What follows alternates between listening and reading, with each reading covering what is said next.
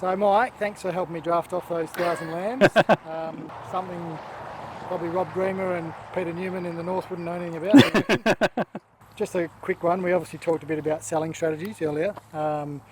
What would happen in the marketplace and making sure we've got one. So what are the market signals, do you reckon? Like, what are we seeing? We're thinking that the prices are better. Like, what does it look like, do you think?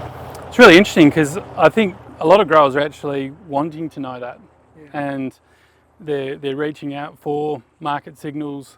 Even the stock agents that I've spoken to, it's the same thing. And I think there's really an absence of direction. Yeah. And so I think in the absence of any clear direction, people will just find the path of least resistance or best price to offload without thinking like long term, okay, what does this look like for our market long term? Like, should I actually be taking a position and holding some additional ewes because the market around the corner is going to be strong? Yeah.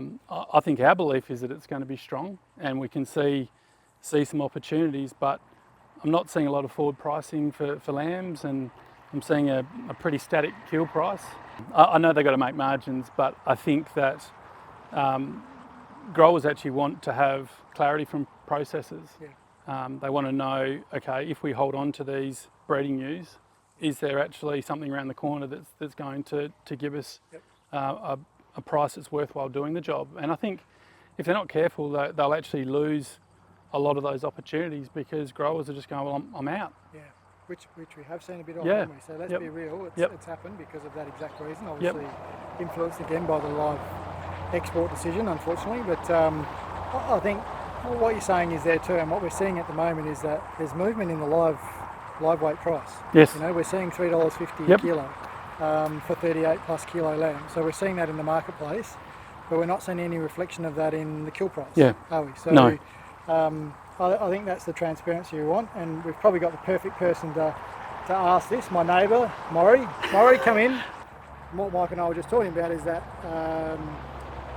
what's out there in the marketplace in terms of pricing. And obviously I know that you've just sold some lambs for some live weight prices.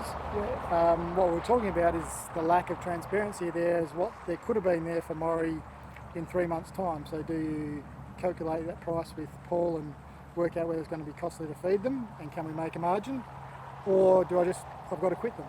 So you've just been through that. I mean, would it be good for you as a farmer to have clarity in what the pricing is going forward? Oh, certainly would be, yes. I sold at $7 on some choice weather lambs. Yep. And they indicated that probably by now they should be better than 8. Yep. Well, I just talking to an agent this morning, and they're $7.40. Yeah. So we're not getting that up. So Mike and I were just saying.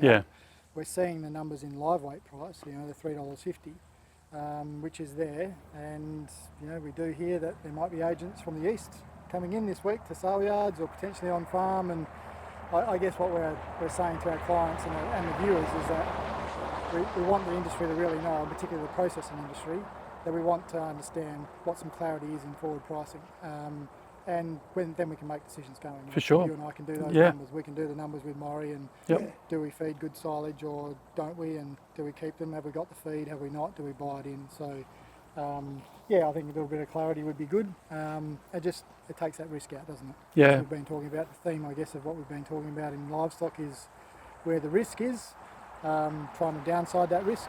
And obviously some forward pricing helps with that. Yeah, I think even just the fact that we had a lot of lambs in that October-November period where they could have easily been on-fed, but without any clear pricing signals, people didn't want to take the risks, and so they just said, well, let's cash them. A lot of those lambs ended up going over east, and now the response that we're hearing from processors is where have the lambs gone? And so I think just connecting those or just improving the communication channels, I think would make a big difference. Yep. And maybe that's why the live weight price is moving, Mike. Yep.